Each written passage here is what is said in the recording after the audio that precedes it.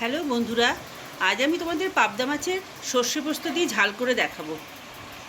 আমি সর্ষে পোস্ত, লঙ্কা, টমেটো আর একটু নুন দিয়ে বেটে রেখে দিয়েছি। আমি মাছগুলোকে সব ভাজতে দিলাম। পাবদা মাছ খুব ফাটে, সেই কারণে আমি ঢেকে দিচ্ছি। এক পিঠ ভাজা হয়ে গেছে আমাদের। আমি মাছগুলো উল্টে দিয়েছি। আমার মাছগুলো সব ভাজা হয়ে গেল। দেখুন, বেশ ভালো করে হালকা করে ভাজা হয়ে গেছে। এবারে আমি তেলের মধ্যে কালো জিরে আর শুকনো লঙ্কা ফোড়ন দিচ্ছি। তারপর এগুলো একটু নেড়ে নেব। তেলের মধ্যে একটু ভালো গন্ধ বেরোনোর পর আমি সর্ষে আর পোস্ত পেস্টটা দিয়ে দিলাম। এবার আমি পরিমাণ মতো নুন দিলাম,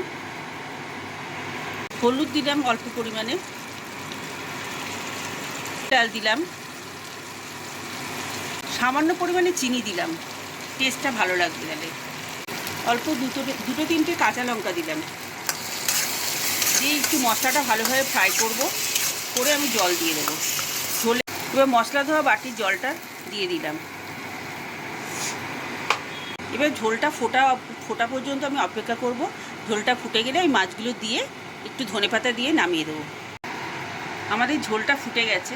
এবার এই মাছগুলো ছেড়ে দেবো। কালারটা খুব ভালো এসছে, টেস্টও নিশ্চয়ই ভালো হবে। এগুলো গরম গরম ভাতের সাথে খেতে দারুণ লাগবে। এবার আমি ধনেপাতা দিয়ে দিলাম। ধনেপাতা দিলে সেন্টটা খুব ভালো হয়। আশা করি রান্নাটা আমার ভালোই হয়েছে। যদি ভালো লাগে তোমরা লাইক, শেয়ার ও কমেন্ট করে দিও প্লিজ। আমার পাবদা মাছের ঝালটা রেডি হয়ে গেছে। এবার আমি বাটিতে নামিয়ে রেখেছি। এবার আমি এর উপর একটু কাঁচা তেল দিয়ে দিচ্ছি। কাঁচা তেল দিলে এর টেস্টটা খুবই ভালো লাগবে। তোমরা বাড়িতে যখন করবে এইভাবে করলে ট্রাই করে দেখো।